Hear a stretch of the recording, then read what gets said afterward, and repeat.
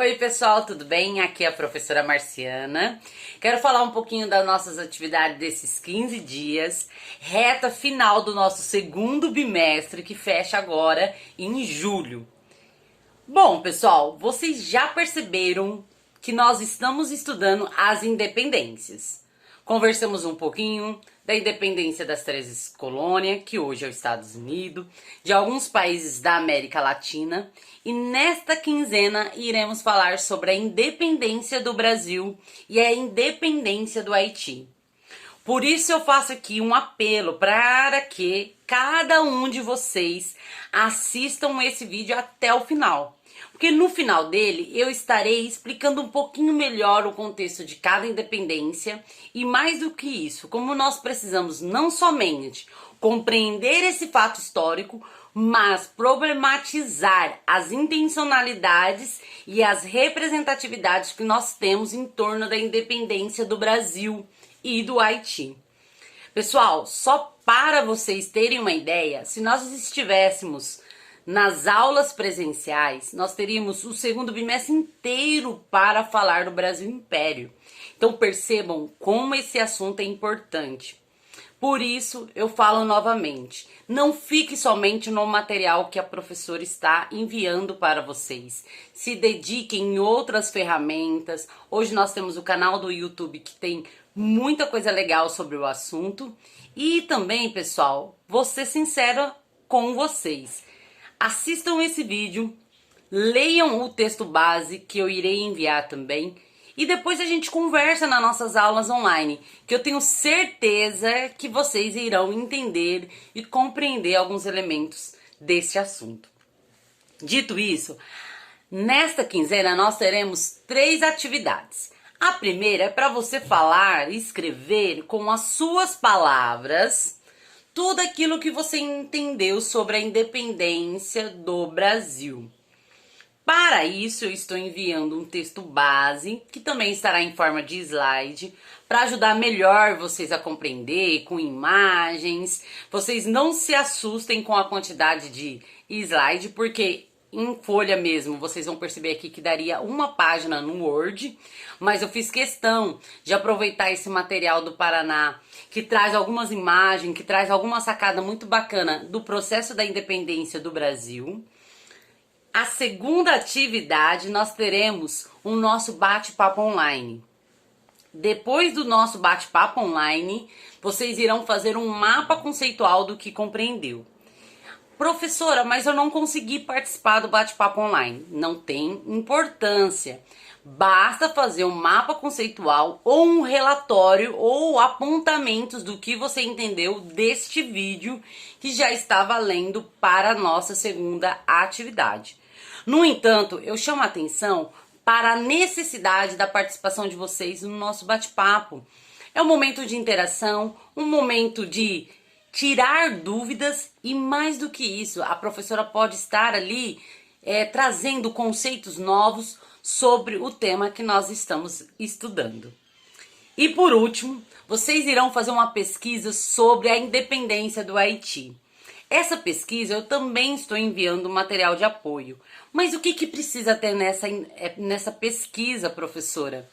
O líder, as causas, os desenvolvimentos e a conclusão, como que desenrolou o processo de independência do Haiti, algo que vocês sempre fazem, já tem esse hábito de realizar esses tipos de atividade comigo. Então são essas 3 atividades, peço que vocês fiquem agora até o final e percebam os elementos das independências, não somente do Brasil, mas do Haiti, e depois respondam então todas essas atividades que eu acabei de explicar, tá bom? No capítulo 8, Independência do Brasil. Alguém aí já parou para pensar que dia 7 de setembro é um feriado nacional? E por que é um feriado nacional? O que as pessoas comemoram? Será que a gente tem alguma coisa para comemorar? O que de fato nós lembramos dessa data na história do Brasil? Bacana, a gente precisa entender essas questões. Aqui nós temos uma imagem que eu não vou problematizar agora, porque eu vou trazer ela novamente no final. Então, a população em sociedade. Vocês vão perceber que o Brasil, nessa época, 1798, nós tínhamos uma grande parcela da população branca, negra, indígena e mestiça. Galera, vocês já sabem que nós precisamos utilizar o termo nativos, povos originários, toda vez que nós formos falarmos dos indígenas, ou no plural, nunca usar o termo índio, porque o termo índio se refere a um olhar pejorativo de quando portugueses chegaram no Brasil, achando que estava chegando nas Índias, e colocaram esse nome naqueles grupos de índio, sem ao menos perceber que eles já tinham um próprio nome, ou seja, desvalorizaram a própria história, a própria língua e o próprio nome de cada etnia. Então, quando a gente coloca indígenas no plural, ou melhor que indígena, quando nós falamos povos originários, nós estamos assim demarcando todo esse contexto histórico e que de fato a gente compreende que o termo índio é um termo estereotipado, ou seja, cheio de estereotipos. Por que eu estou dizendo isso? Porque vocês vão olhar muito esse termo no livro didático. E o livro didático a gente não pode ver como a verdade absoluta. Nós precisamos problematizar também o que está aqui. Porque muito do que os historiadores escrevem, em alguns aspectos, é um ponto de vista ali e tem também preconceitos e estigmas no próprio livro didático. Então, o meu papel aqui como professora é que nós possamos problematizar essas questões. Assim também como o escravo. Vocês vão ler aqui nesse capítulo que nós iremos ver assim, os escravos, tal. Não, o termo correto para falarmos é negros que foram escravizados, ou negras que foram escravizados, porque ninguém nasce escravo.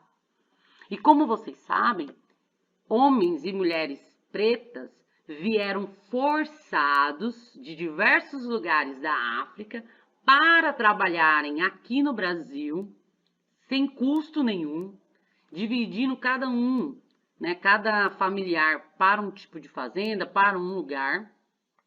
Trabalharam muito, tanto na cana-de-açúcar, depois nos cafezais, enfim, no ouro, no próprio garimpo. E foi um trabalho que nós, historiadores, entendemos como um trabalho escravizado, um período da história que nós entendemos como um período da escravidão. E quando eu falo negros que foram escravizados, eu estou também pontuando o meu lugar de fala dessa compreensão de conceitos. Assim também, como vocês vão ver aqui, o conceito colonizadores e colonizados. Como eu falei para vocês, o Brasil em 1500, nós tivemos os portugueses que chegaram aqui no Brasil, nós já tínhamos os povos originários que viviam, donos dessa terra. Então, toda vez que eu falar colonizadores, é esse grupo, e aí eu estou me referindo aos portugueses, porque eu estou falando de Brasil, mas é esse grupo, então, em busca de território, tanto para exploração financeira e para outros tipos de interesses, que fazem, então, parte desse grupo os grandes comerciantes, os governadores das capitanias, oficiais militares. Então, esses sujeitos faziam parte desse grupo que nós falávamos e falamos colonizadores. Colonizados já é o grupo que nós falamos minoria, mas não é minoria no sentido de quantidade, porque eles são muitos, como vocês viram ali na tabelinha. Mas são os negros que foram escravizados, os povos originários, os camponeses, que foram colonizados pelos portugueses quando chegaram aqui no Brasil. O Brasil, ele era uma monarquia. A característica principal de uma monarquia é o quê? Exatamente, quem respondeu que é um rei que governa é uma das características. E aí é passado dentro do próprio familiar, do seio familiar ali, o trono. Já uma república, nós temos aí também um líder, no entanto, o povo que escolhe de uma forma ali periodicamente, que é o que nós vivemos hoje no Brasil, período da república. nós temos o presidente Bolsonaro, que foi eleito pela população que o escolheu. Já o rei não é a população que escolhe, e sim por laços sanguíneos, pela questão familiar. O imperador, quando a gente fala que o Brasil era um período de Brasil Império, nós temos na figura da monarquia, já uma figura que na monarquia nós temos o rei, no Império nós temos o imperador. E é isso que eu gostaria que vocês prestassem atenção a partir desse momento. Um outro aspecto que eu gostaria de chamar a atenção para as diversas revoltas que nós teremos nesse período. Revolta do Beckman, Guerra dos Emboadas, Guerra dos Mascates, Revolta da Vila Rica e diversos outros. É o que eu mais gosto na história. Perceber como os processos históricos vão acontecendo e como as pessoas, a população, não concorda com algum aspecto que é colocado para ela, e aí eles se organizam em grupo, em coletividade, para tentar trazer uma melhoria em algum aspecto. E aí vocês vão entender melhor quando a gente falar de cada revolta. A maioria delas eram revoltas de cunho popular, ou seja, que a população que participavam. Então aqui nós temos um mapa, que é bacana vocês analisarem. Pela cor, vocês vão perceber aí cada região na onde aconteceram. Então, o Brasil inteiro, nós tivemos diversas revoltas. Professor, aconteceu tudo no mesmo tempo? Não. Então, percebam, a revolta de Beckman foi em 1684. Já a Guerra dos Emboadas foi em 1708, por exemplo. Então, cada um foi em um ano, em um período. E aí, pela corzinha, ó, Guerra dos Emboadas, nós temos aqui, ó, o amarelinho, o roxinho, em Vila Rica. E aí vocês vão percebendo cada uma, o lugar, a região, o ano. E agora o mais importante é entender os motivos. Por que será que essas pessoas estavam questionando esse Brasil Império?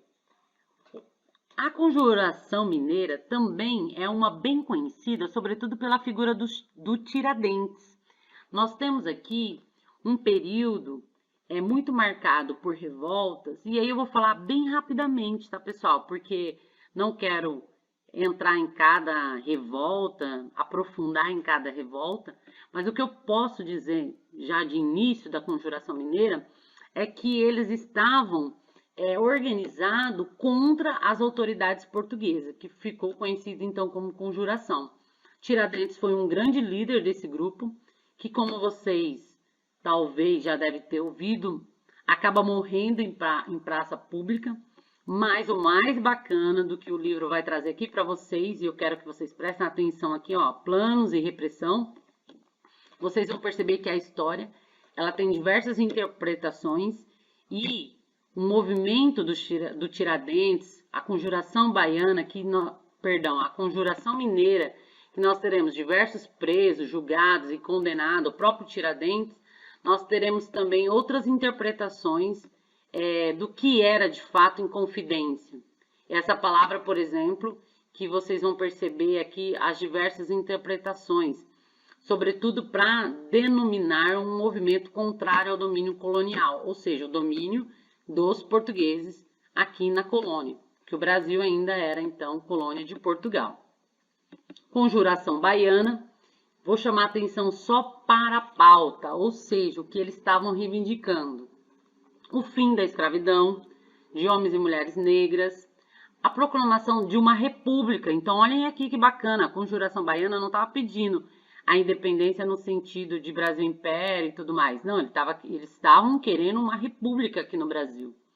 E diversos outros pontos.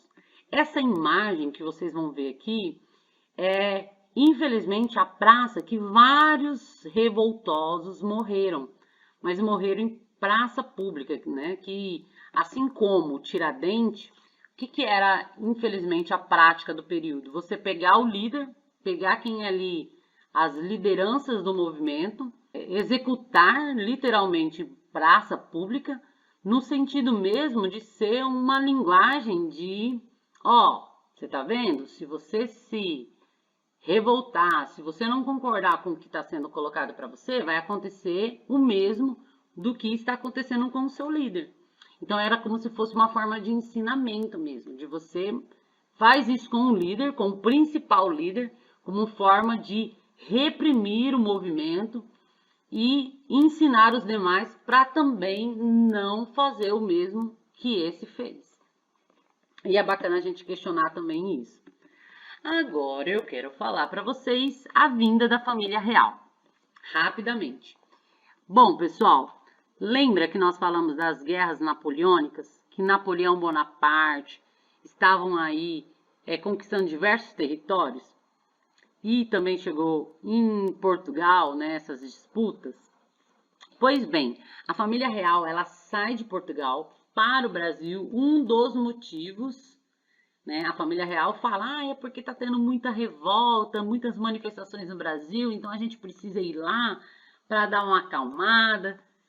Mas, como alguns historiadores trazem também, um dos motivos era como se fosse um movimento de fuga dessa expansão de Napoleão. E aí a corte de Dom João, a corte portuguesa, chega aqui no Brasil e com ela, meus queridos, nós teremos vários pontos importantes que foram positivos, negativos, e aí nós temos então esse Brasil Império. Mas ainda não independente, tá? Nós temos a vinda da família, a família portuguesa, né? A família real no Brasil, mas o Brasil ainda não era um país independente de Portugal, ou seja, tudo que era de riqueza, de impostos, tinha que ser mandado para a metrópole, que era Portugal. Lembra que eu já falei para vocês que Brasil era colônia e Portugal era metrópole, então tudo que era produzido no sentido de lucro era mandado para a metrópole. Pois bem, voltando aqui. Então, um dos pontos importantes que nós tivemos foram a abertura dos portos. Então, nós teremos a fundação de faculdades que antes não tínhamos, chegada de industrialização, porque com a família real, nós teremos também a questão cultural, que aqui no Brasil nós tínhamos um outro tipo de cultura, né? Não é que no Brasil também não tinha cultura, tá bom? Mas com a vinda da família real, nós teremos essa questão do estudo, sobretudo com a faculdade muito marcada. O comércio e a navegação será mais explorado. Contratação de artista, porque a família real amava uma arte, quadro, desenhos, música, teatro. O Jardim Botânico, como vocês vão ver essa imagem aqui que nós temos até hoje em São Paulo, é exemplo disso. E aí uma curiosidade, pessoal, quando a família real chega no Brasil, os funcionários dessa família real mandou então embora todo mundo que morava perto da onde a família real ia morar, porque teria que ser toda essa delegação da coroa portuguesa junto. E lembrando que uma casa de luxo, como era a casa então da família real, era sempre no melhor lugar no sentido à frente de uma praça, com melhor questão de estrutura. E aí essas pessoas que tiveram que saírem da sua casa, né, tiveram que literalmente ficar sem lar. Então olhem aí toda uma mudança de estrutura, mudança da arquitetura, mudança no cunho cultural, do ensino de pontos positivos, mas também desses pontos negativos como esse que eu disse para vocês. Os povos originários irão sofrer ainda mais com a chegada da família real aqui. E aí, pessoal, eu quero chamar a atenção, até mesmo para o nosso vídeo não ficar muito longo, com a proclamação da independência com Dom Pedro.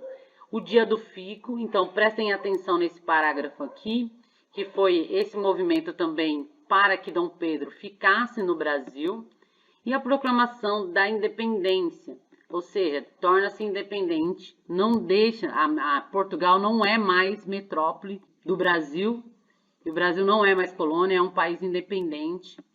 E isso, na prática, não vai ser bem assim. Vai demorar um pouco para a gente ser independente, porque o Brasil vai pegar um dinheiro emprestado da Inglaterra e a gente vai ficar pagando esses impostos e impostos desse dinheiro por muito tempo. Ou seja, deixa de ser metrópole de Portugal, mas acaba de outra forma com essa dívida enorme para a Inglaterra ainda. E aí eu quero mostrar para vocês, para esse vídeo não ficar muito grande, esse quadro. O que vocês estão vendo nesse quadro? Bom, professor, eu vejo várias pessoas de cavalo.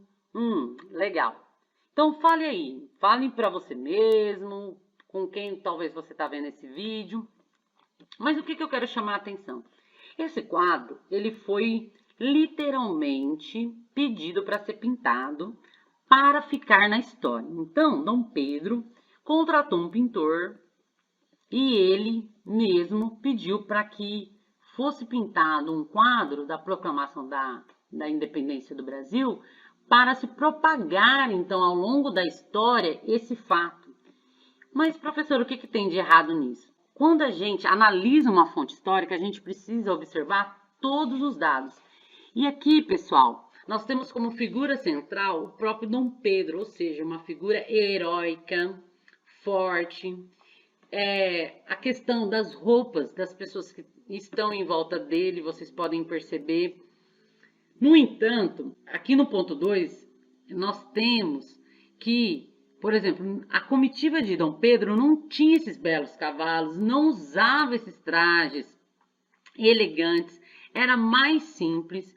Um outro ponto também, o rio, né, das margens do Ipiranga. Tem muito historiador que fala que era literalmente um lago, um lago mega pequeno. Então, nós percebemos como a valorização do patriotismo, alguns símbolos, alguns mitos foram construídos ao longo da história, e esse quadro ele é emblemático para a gente discutir essas questões. Essa questão da independência, de algo dessa questão da roupa, como eu falei para vocês, que não foi bem assim. Há quem diga que Dom Pedro estava até com dor de barriga nesse dia. Então tem muitas questões em volta desse quadro que eu gostaria que vocês lessem então cada ponto desse para vocês perceberem o que eu estou chamando a atenção. Nós teremos a luta da independência no ponto de vista dos homens e mulheres pretos escravizados e, por fim, nós teremos aqui a liberdade e a independência. Então, pessoal, é isso.